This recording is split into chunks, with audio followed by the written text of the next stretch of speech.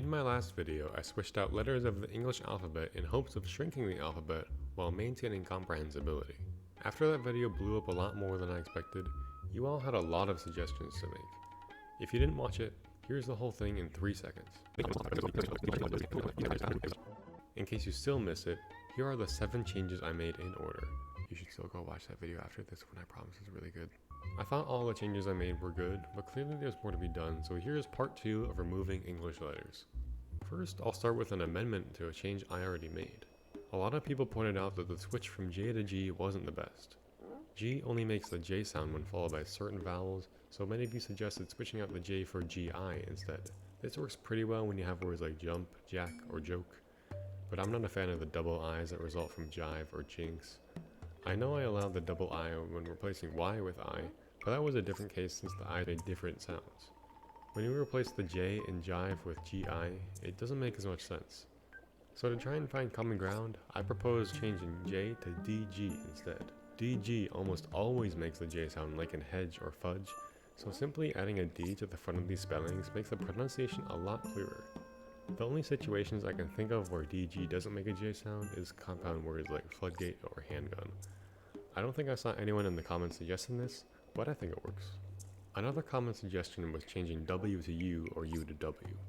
I considered this in the last video, but I thought changing W to U would be weird since I already switched out the R and L for W. The purpose of that step would be pointless, and also I don't know how I feel about a consonant changing into a vowel.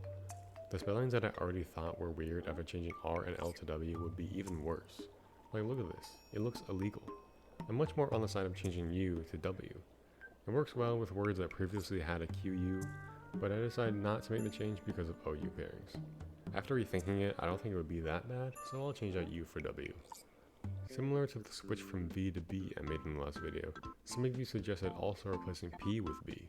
They already make similar sounds, they look pretty similar being mirror images of each other, and the internet was obsessed with changing out P's for B's not too long ago. I don't see any reason not to make the change. A very obvious change that I can't believe I didn't think of last time is replacing F with PH. It's so obvious, I know, shut up, but I just got rid of P so I can't do it anymore. So instead I propose replacing F with GH. GH very commonly makes the F sound in words that end in OUGH, so I think we can work with it. Something I like to point out that I got a lot of comments on is that the point of the last video was to make direct replacements of letters with other letters or combinations of letters. I specifically didn't want to add any special rules. This was not mentioned in the last video, but I thought it might have been evident. Clearly not.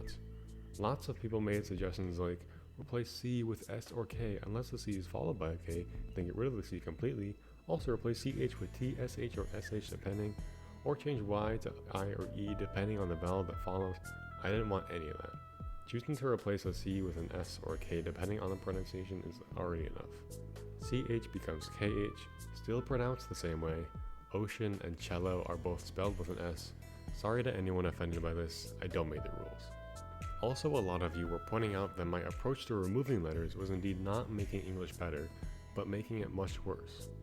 The problem with English is that it has too many sounds and not enough letters, and I gotta be honest, that was kind of the point. Another pretty obvious change that I overlooked last time is replacing Z with S. S can already make the Z sound, like in the plural forms of lots of words, so there's no reason I can't replace Z completely. Z is a stupid letter anyway. And removing Z would also end the Z or Z debate completely, because there's nothing to debate about anymore. It's pronounced Z, by the way. Anyone who says Z is wrong. Lastly, I'd like to finish off with a somewhat questionable one, but one that was commented on a lot. Replacing T with D. They're already pretty similar, and T can also make a D sound in words like water, butter, trader, usually when followed by an R sound, or in our case, a W sound. My only problem is what happens to the TION sound. Is it still pronounced shun, or should it be more like jun? Oh, right, I make the rules here. We'll pronounce it jun. Those are most of the main critiques I saw in the comment section, so sorry if I missed something you were hoping to see. Womp womp. Let's get a final update on the excerpt.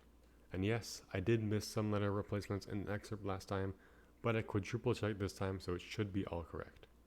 On second thought, I won't be switching out U for W because I did not think about words where U is the only vowel earlier.